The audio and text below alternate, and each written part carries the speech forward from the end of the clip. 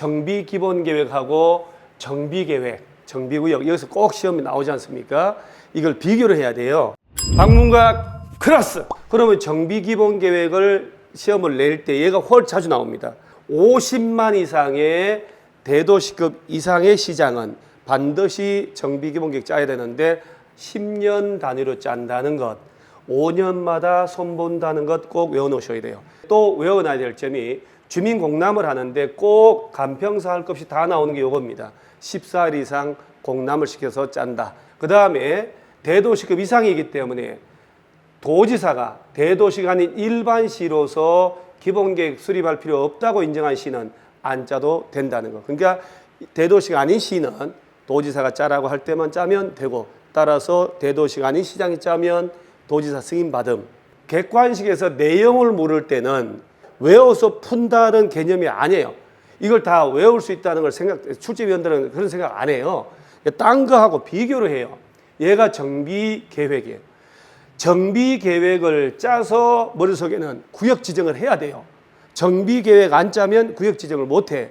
따라서 구체적인 정비 사업의 명칭, 정비 구역, 그 면적, 요 구체적인 구역 면적은 정비 구역의 면적은 정비 계획으로 하는 것이고, 정비 기본 계획은요, 정비 구역하고 절대 관계없어요. 그래서 정비 기본 계획의 내용에는 정비 구역 면적이 포함된다 이렇게 나오면 틀리다는 얘기예요.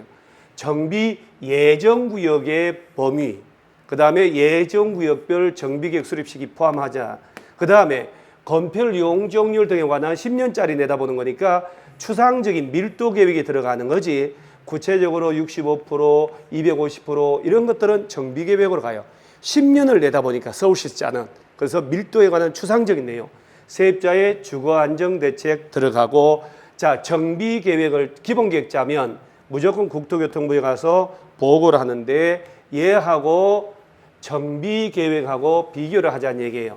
정비 계획을 짜야 정비 사업의 명칭이 들어가고 구역이 들어가고 면적 들어가고, 그 다음에 건축물의 주 용도를 뭘 지을지, 건폐율은 얼마 65%, 용적률 얼마냐 350%. 예를 들어서 높이는 몇 층, 이런 것들은 구체적 내용은 정비 계획으로 들어가요.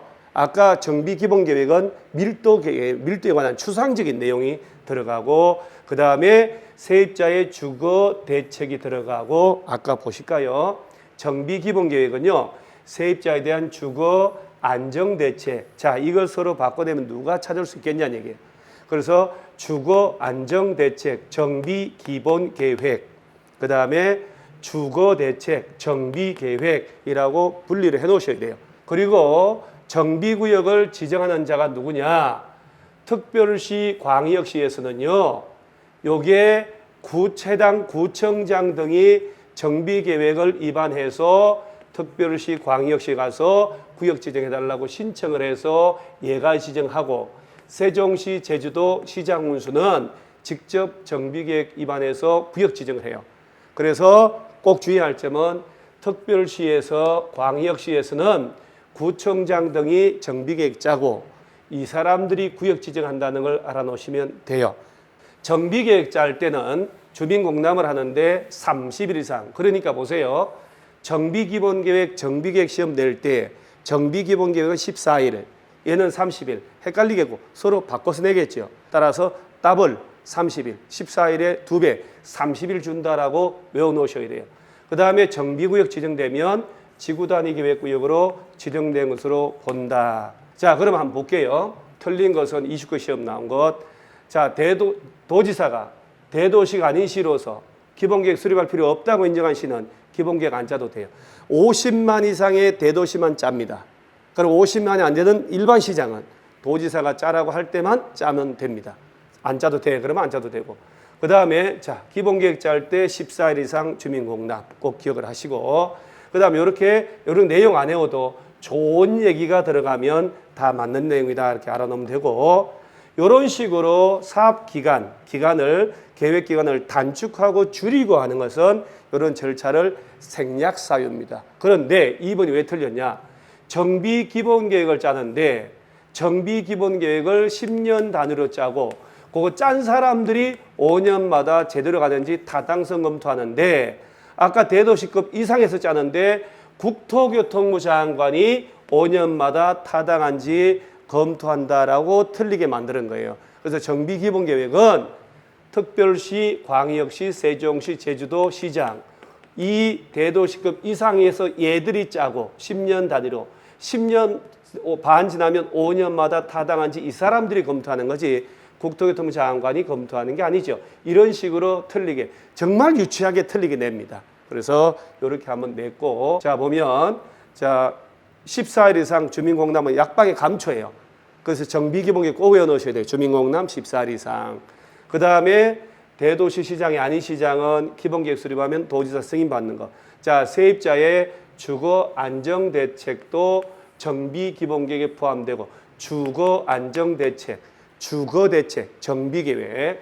그 다음에 도지사가 대도시가 아닌 시로서 기본계획 수립할 필요 없다고 인정한 시는 기본계획 수립하지 않을 수 있고 그 다음에 이런 식으로 계획기간을 단축하고 면적을 줄이고 하는 것은 경미한 절차 생략 사유지 절차를 다 거쳐야 한다 그런 말이 안 되는 거예요. 딱 보면 틀린 게 보이기 시작해요. 이렇게 기간을 단축한다, 면적을 줄인다 그러면 절차를 생략하는 사유다라고 이해를 해 놓으시기 바랍니다. 정비계획의 내용인데 아직 구역도 지정 안 한 상태의 그 내용이에요. 그런데 내용이 아니고 골라봐라.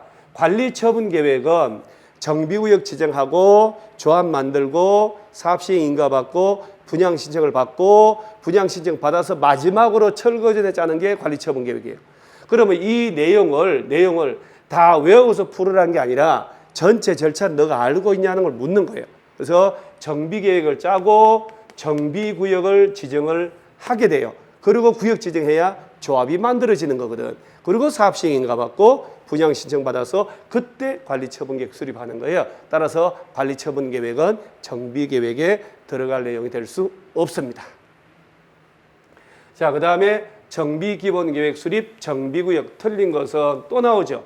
기본계획 14일 이상 주민공람 일반 열람시키고 그 다음에 정비구역이나 예정구역에서는요. 다 아시다시피 지역주택조합원을 모집하면 안 된다는 거 알아놓고 정비구역이든 도시개발구역이든 물건을 한 달 이상 쌓아놓을 때 허가를 받게 돼 있어요. 물건의 적치는 꼭 외우셔야 돼요. 1개월 이상 쌓아놓을 때 허가를 받습니다. 그러면 우리가 시험 공부할 때 한 통으로 해서 모르겠다 해서 다른 점을 정리해 놓으시면 문제를 반드시 풀 수 있습니다. 반드시 시험 나옵니다.